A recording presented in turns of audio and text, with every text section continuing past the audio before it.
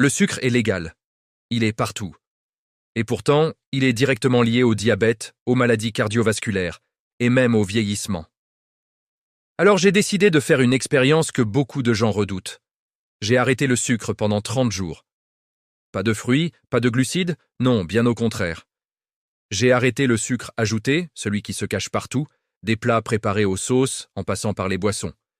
Et ce qui s'est passé a dépassé toutes mes attentes, autant sur mon énergie, ma concentration, que sur ma relation avec la nourriture.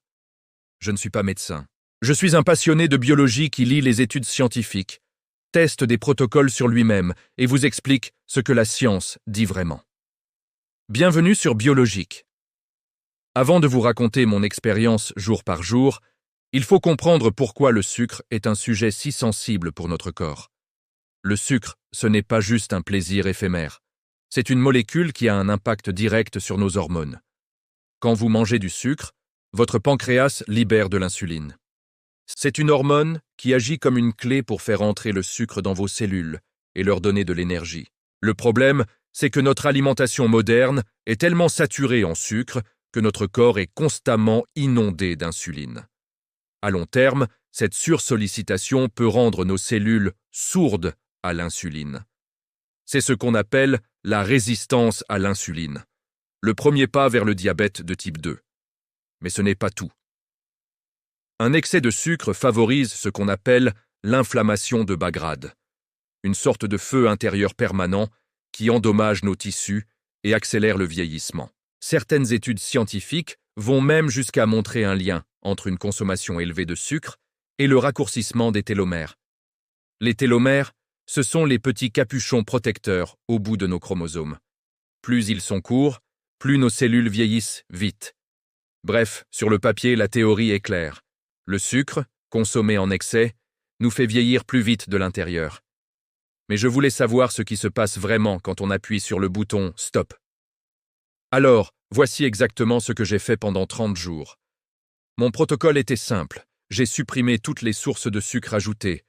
Ça inclut bien sûr les sodas, les jus de fruits industriels, les gâteaux, les bonbons, les desserts lactés, mais aussi, et c'est là que ça devient intéressant, tous les sucres cachés, les sauces industrielles comme le ketchup, les plats préparés, les céréales du petit déjeuner, même certaines charcuteries. Vous seriez surpris de voir où l'industrie agroalimentaire en ajoute. Pour le savoir, un seul réflexe, lire les étiquettes. Si vous voyez les mots sirop de glucose-fructose, dextrose, maltodextrine ou simplement sucre dans la liste des ingrédients, c'est que c'est du sucre ajouté. En revanche, et c'est un point crucial, je n'ai pas supprimé les fruits entiers, ni les féculents de bonne qualité comme les patates douces, le quinoa ou le riz complet. Pourquoi ? Parce que le sucre des fruits est emballé dans des fibres, des vitamines et des minéraux. Les fibres ralentissent son absorption, ce qui évite les pics brutaux de glycémie. L'objectif n'était pas de faire un régime cétogène ou zéro glucide, mais de se débarrasser du sucre transformé, celui qui n'apporte rien d'autre que des calories vides et des problèmes. Mon alimentation était donc composée de légumes, de protéines de qualité, de bons gras comme l'avocat ou l'huile d'olive, de fruits entiers et de féculents à indice glycémique bas.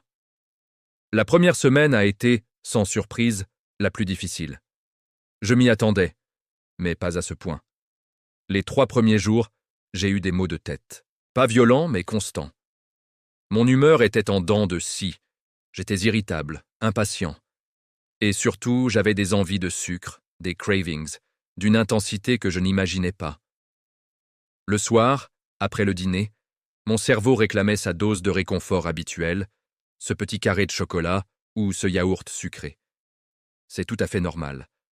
La science nous montre que le sucre active dans le cerveau les mêmes circuits de la récompense que certaines drogues.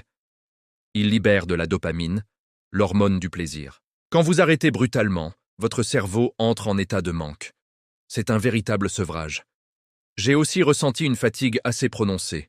Mon corps, habitué à carburer au sucre rapide, devait réapprendre à utiliser d'autres sources d'énergie, notamment les graisses.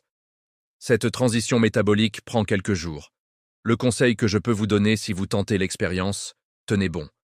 Buvez beaucoup d'eau, Mangez des repas riches en protéines et en fibres pour être bien rassasié et surtout, ne vous découragez pas. Cette phase est temporaire et c'est le signe que votre corps commence à se réadapter.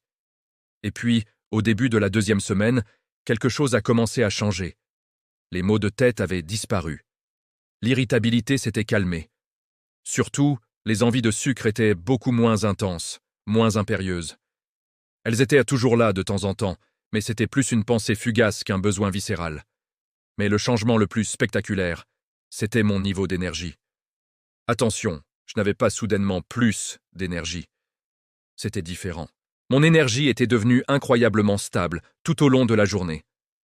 Fini le coup de barre monumental de 14 heures après le déjeuner. Fini ce besoin de café pour tenir jusqu'au soir. Fini les montagnes russes énergétiques, avec des pics d'excitation suivis de crashs brutaux. Je me sentais juste, constant. C'est logique. Sans les pics de sucre, il n'y a plus de pics d'insuline et donc plus de chute de glycémie réactionnelle qui provoquent ces fameux coups de pompe. Mon corps apprenait à puiser dans ses réserves de manière beaucoup plus efficace. Je n'avais pas plus d'énergie, mais j'en perdais beaucoup moins en fluctuations inutiles.